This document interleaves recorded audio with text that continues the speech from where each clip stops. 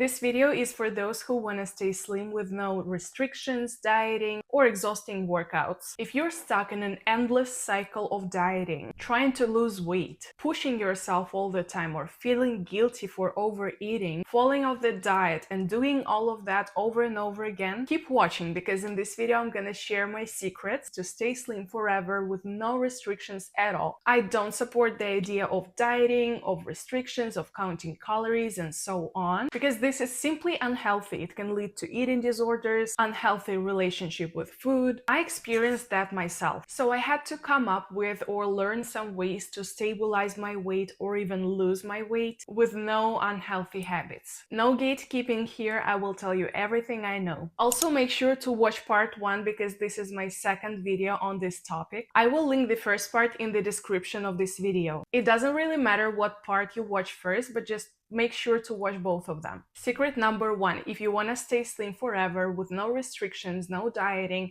you need to eat a wide range of foods. This includes having multiple kinds of food on your plate every time you're eating, and also having a varied diet throughout the week or month. Let's start with the first one. If you just eat chicken with rice, it's boring for you. We don't just eat to survive, but also to fulfill some other needs we have. So after eating a boring, monotonous meal, you will not feel satisfied neither physically nor mentally. Mentally, your body is going to be looking for some pleasure, maybe even some joy. Physically, it will be asking you to give it more of whatever it is lacking. It's usually fiber or protein. This way, you end up craving sugar or something more interesting, more fulfilling after you're done with your meal, even if you're full. As for having a nutritious diet throughout the week or month, just try experimenting with different foods or recipes, and maybe try eating something different every few days. You've had chicken for 3 days, okay, maybe try some salmon next time, or beef, or maybe beans, whatever you feel like. If you're used to eating mashed potatoes every week, maybe try to bake some sweet potatoes. That's what I'm personally gonna try.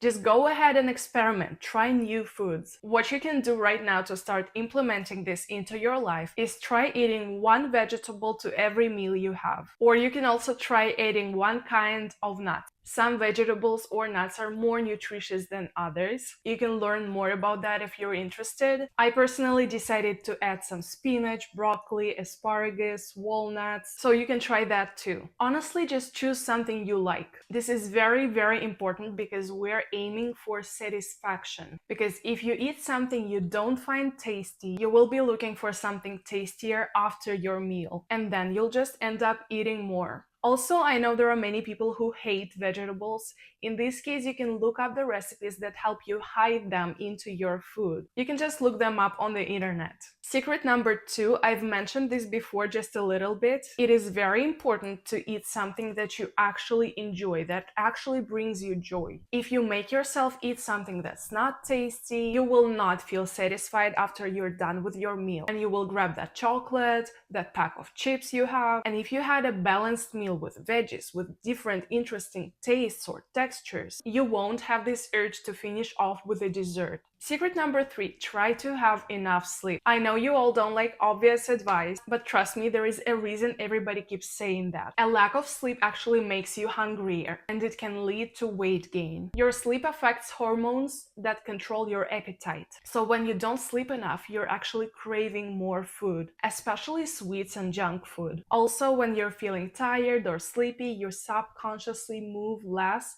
and you burn fewer calories. Your self-control becomes weakened. So next time you don't have enough sleep, just try to analyze and observe how your body feels and how your appetite changes, just out of curiosity. And also don't forget that we all have different normal sleep durations. For many people, like me for example, 8 hours of sleep is not enough. If I've slept for just 8 hours, you better not talk to me that day. Because I'm so sleep deprived, I get annoyed, I get emotional. I need to get my 8.5, maybe even 9 hours of sleep to feel at my best. Secret number 4 is not easy, but it's a game changer. Stop using food to deal with your emotions. One of the functions of food is to help us regulate our emotions. If you want more joy in your life, you eat something sweet. If you're looking for comfort or safety, you can find it in food as well. By the way, did you know that the chewing process itself actually calms our nervous system down? So there is no wonder you reach for your comfort food when you're feeling down or stressed or upset about something. And there is no shame in that. I do that too sometimes. We're all humans. You know, I even noticed once I didn't like the way one person was talking to me, and instead of saying something back, I actually grabbed a carrot and put it into my mouth.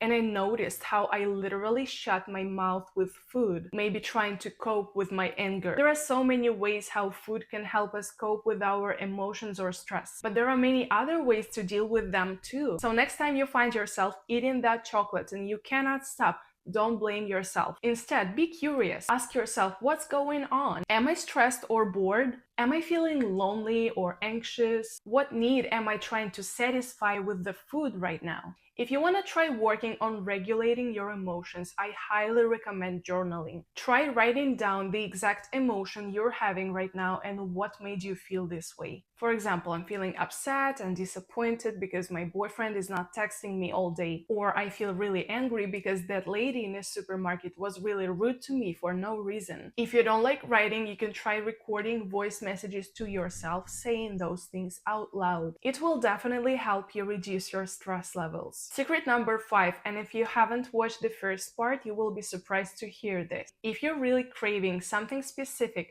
just go ahead and have it.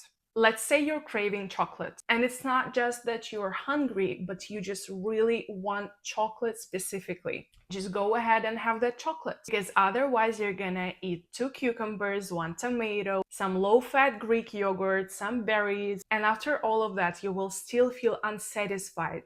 You will give up and also eat that chocolate. You could have just eaten some chocolate, but you ended up eating all of the other stuff you never needed or wanted. Think strategically. Lastly, don't blame yourself for overeating, for eating some junk food, for not following some of my advice. If you overeat for one meal or one day, it's not a big deal at all. On average, to gain 2 pounds, you would need to overeat from 500 to 700 calories for 7 to 10 days. And even then, it's just 2 pounds, which is not even noticeable on your body. So if something happens, you overate, you didn't sleep, you were stressed, whatever, it won't affect you that much. What is important is your overall lifestyle, your habits, your usual meals, staying physically active and all that. One bad day or even week doesn't mean you're doomed. It's also important to mention that if you're a menstruating woman, your needs change throughout the month because your body burns more calories closer to your period, and your appetite also increases, and you are likely to have more food cravings. That's completely normal. That's it for today's video. I appreciate you guys watching until the end. Please make sure to hit the subscribe button below if you want to see more videos like this. Also write in the comments what secret was the most insightful for you and what you're planning to implement into your own life.